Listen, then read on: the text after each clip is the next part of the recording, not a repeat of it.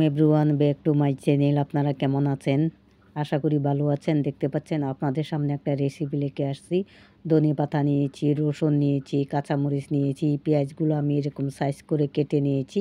দেখতে পাচ্ছেন কালো জিরার ভর্তা বানাবো। কালো জিরেগুলো আমি নিয়ে নিয়েছি। প্রথমে আমি ধুয়ে ভালোভাবে চায়ের চাটনি দিয়ে চেকে নিয়েছি পানিগুলো।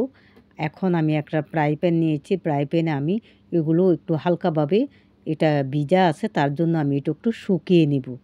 দেখতে পাচ্ছেন আমি এটা একটু ভালোভাবে ধুয়ে নিয়েছি, কেননা এটার মধ্যে মাটি থাকার সম্ভাবনা আছে কালো জিরেগুলো। তার জন্য আমি ভালোভাবে ধুয়ে নিয়েছি। ধুয়ে আমি চায়ের চাটনি দিয়ে এটা ছেঁকে নিয়েছি। কতক্ষণ রেখে শুকনো আমি দিয়েছি একটু শুকানোর জন্য, পানিটা ঝরার জন্য। এখন আমি কাঁচামরিচটা দিয়ে দিচ্ছি। দেখতে পাচ্ছেন কাঁচামরিচগুলো দিয়ে দিচ্ছি আমি। আর আপনারা কেমন আছেন? আশা করি ভালো আছেন। আলহামদুলিল্লাহ আমিও ভালো আছি। এখন আমি দিয়ে দিলাম রসুনগুলো। দেখতে পাচ্ছেন রসুনগুলো আমি দিয়ে দিচ্ছি। দিয়ে আমি একটু ভালোভাবে নাড়াচাড়া করে নিব, একটু ভালোভাবে ভেজে নিব এটা।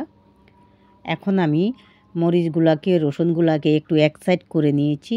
এখন আমি দিয়ে দিব এখানে পেঁয়াজগুলো দিয়ে আবার আমি হালকাভাবে একটু ভালোভাবে ভেজে টেজে নিব। একটু নরম হয়ে যাবে, একটু ব্রাউন কালার হয়ে যাবে।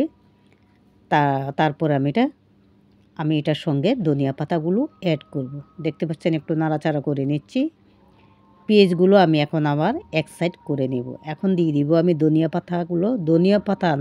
পাতার ডাঁটাগুলো নিয়ে নিয়েছি।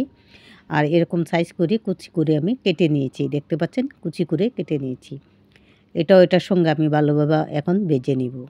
দেখতে পাচ্ছেন এরকমভাবে ভর্তাটা আপনারা বানিয়ে খায় দেখবেন, মাশাআল্লাহ অনেক টেস্ট। তো এখানে আমি মাঝখানে একটু জায়গা করে নিয়েছি, এটাতে আমি তেলটা ঢেলে দিচ্ছি। দেখতে পাচ্ছেন তেলটা ঢেলে দিচ্ছি। দিয়ে এখন আমি কালো জিরাগুলো প্রথম যে শুকিয়ে নিয়েছি এগুলো আবার আমি হালকাভাবে তেলের মধ্যে একটু ভেজে নিচ্ছি।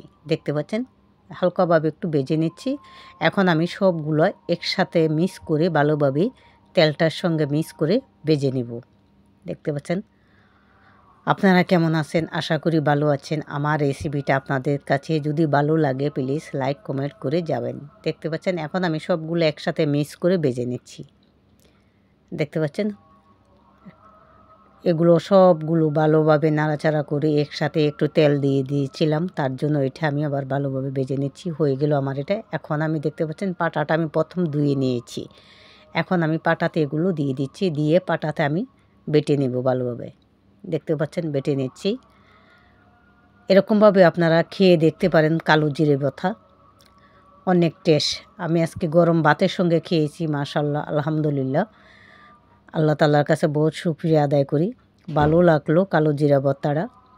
দেখতে পাচ্ছেন এখন আমি একটু লবণ এটার সঙ্গে দিয়ে দিব। লবণটা দিয়ে আবারও আমি একটু পিষে নেব ভালোভাবে।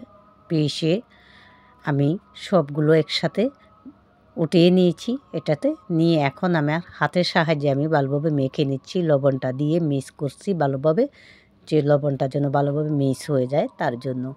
দেখতে পাচ্ছেন আলহামদুলিল্লাহ আমার ভর্তা এ পর্যন্তই। আপনারা ভালো থাকবেন, আশা করি আপনাদের জন্য দোয়া করব।